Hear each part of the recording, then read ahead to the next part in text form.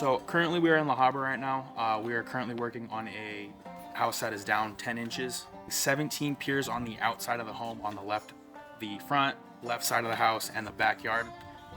And then we are planning on doing 5 piers on the inside as well. Pretty much the end result is to get an even keel as much as possible without putting more significant damage into the home itself.